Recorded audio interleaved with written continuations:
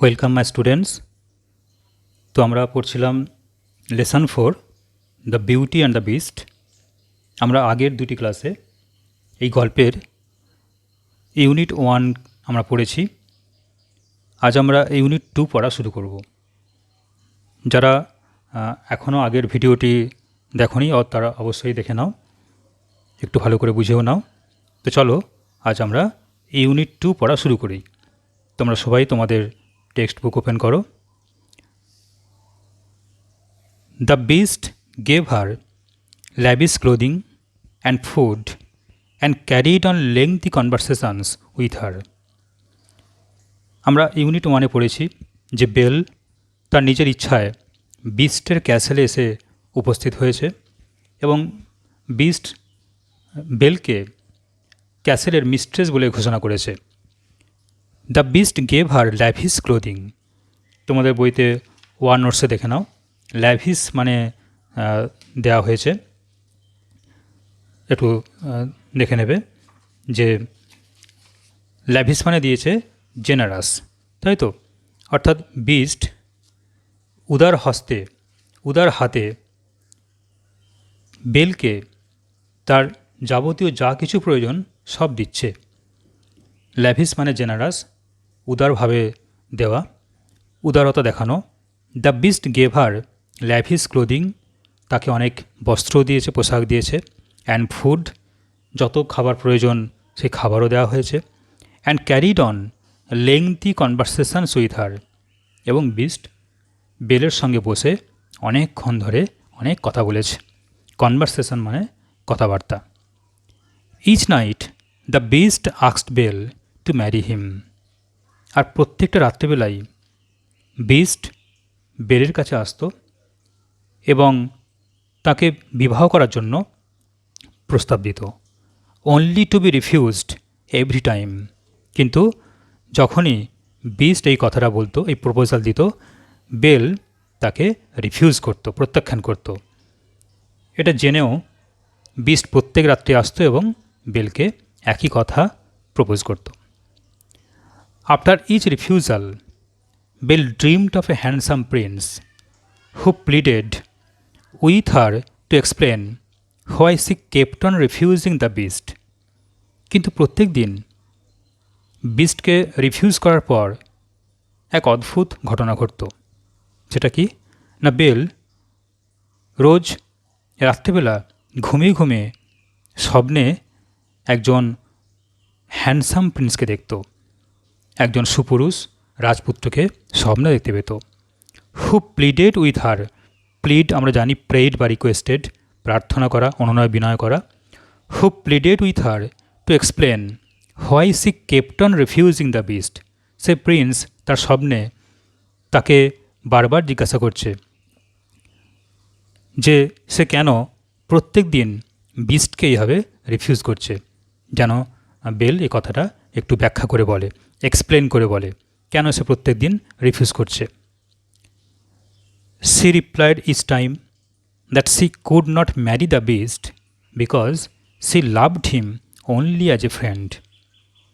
আর Belle তার স্বপ্নের মধ্যে কি রিপ্লাই দিত?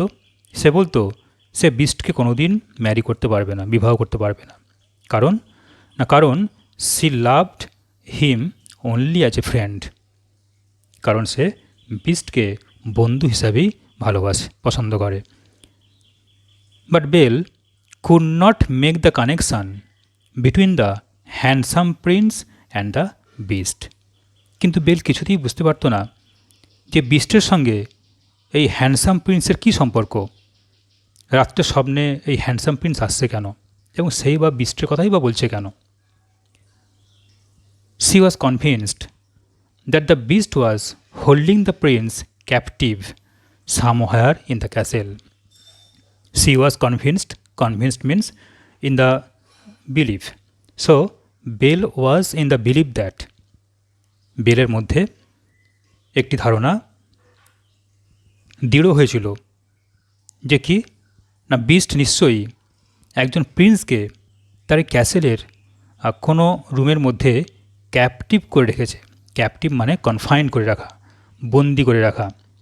নিশ্চয়ই বিস্ট মন্ত্র দিয়ে বা জাদু করে কোনো প্রিন্সকে তার ক্যাসেলের মধ্যে বন্দি রেখেছে, নাহলে কেন প্রিন্স তার স্বপ্নে আসবে। ঠিক আছে, নেক্সট বার আমরা দেখি চলো। She she searched for him and discovered many enchanted rooms, but never the prince of her dreams. তাই বেল সার্চ করতে শুরু করলো, অনুসন্ধান করতে শুরু করলো, সে প্রিন্সকে খুঁজতে শুরু করলো যে ক্যাসেলের কোন রুমে দেখি তো প্রিন্সকে বন্দি করে রাখা আছে। And discovered many enchanted rooms, এবং বেল দেখলো যে ক্যাসেলের মধ্যে অনেক এরকম কিছু রুম আছে যেগুলো এনচ্যান্টেড। ওয়ার্নার্সে দেখে নাও এনচ্যান্টেড মানে কি দিয়েছে, the state of being under a magic spell, অর্থাৎ মন্ত্র পুত করে রাখা, ম্যাজিক করে মন্ত্র দিয়ে কোনো রুমকে বিস্ট রেখে দিয়েছে। তো বেল দেখলো যে ক্যাসেলে অনেক রুম আছে যেগুলো মন্ত্রপুত, যেগুলো enchanted, but never the Prince of her dreams, কিন্তু না কোনো রুমেই তার স্বপ্নের যে রাজপুত্র কোথাও নেই। For several months Belle lived a life of luxury at the beast's palace. বেশ কয়েক মাস কেটে গেল। Belle lived a life of luxury, luxury তোমরা জানো যে আমোদ প্রমোদ, প্রচুর আমোদ যখন থাকবে তাকে লাক্সারি বলি আমরা, লাক্সুরিয়াস লাইফ বলি। তো Belle spent a luxurious life at the beast's palace, বিস্টের প্যালেসে, বিস্টের ক্যাসেলে বেল বেশ কয়েক মাস লাক্সুরিয়াস লাইফ স্পেন্ড করতে লাগলো। Being waited on hand and foot by invisible servants, being waited on hand and foot by invisible servants. Waited on, তোমরা ওয়েটার কথাটা শুনেছ, হোটেলে বা রেস্তোরাঁয় ওয়েটার থাকে যাদের আমরা খাবার অর্ডার দিই, তো তারা আমাদের লক্ষ্য রাখে, অ্যাটেন্ড করে। এখানে ওয়েটেড মানে হচ্ছে attendant. So Belle was attended on hand and foot by invisible servants. Invisible means unnoticed or unseen, unseen অদৃশ্য, অনেক অদৃশ্য সার্ভেন্টস, ভৃত্য বেলকে প্রতিটা মুহূর্তে সাহায্য করতে লাগলো। তার যখনই প্রয়োজন তখনই যেন তার হাতের সামনে, তার পায়ের সামনে সার্ভেন্টসরা এসে উপস্থিত হতে শুরু করলো। এমনই তার জীবন যে না চাইতেই যেন সব কিছু সে সামনাসামনি পেয়ে যাচ্ছে। Having no end of riches, riches means wealth, riches means wealth, WEALTH, সম্পত্তি। Having no end of riches to amuse her and an endless supply of fine clothes to wear, তার কোনো অভাব নেই। নো এন্ড অফ রিচেস, সম্পদের কোনো অভাব নেই। Two amuse হার, amuse মানে টু প্লিজ হার, খুশি রাখতে। তো বেলকে সব জিনিস দেওয়া হয়েছিল তাকে খুশি রাখার জন্য। An endless supply of fine clothes to wire, এবং প্রচুর ভালো ভালো জামাকাপড় দেওয়া হয়েছিল পরার জন্য। তো এইভাবে বেল কয়েকটি মাস সেই ক্যাসেলে সুন্দরভাবে জীবনযাপন করতে লাগলো। Eventually C became homesick, eventually means at the end of a period of time, সবশেষে এত কিছু পাওয়ার পরও কিন্তু সি বিকেম হোমসিক, সে হোমসিক হয়ে পড়ল। হোমসিক মানে বাড়ির জন্য তার প্রাণ কেঁদে উঠল। কতদিন বাবাকে ছেড়ে, কতদিন দুই দিদিকে ছেড়ে সে এখানে পড়ে আছে, বাড়িতে যাবার জন্য তার প্রাণটা কেঁদে উঠল। She became homesick and begged the beast, begged means pleaded, begged প্রার্থনা করা, অনুনয় বিনয় করা।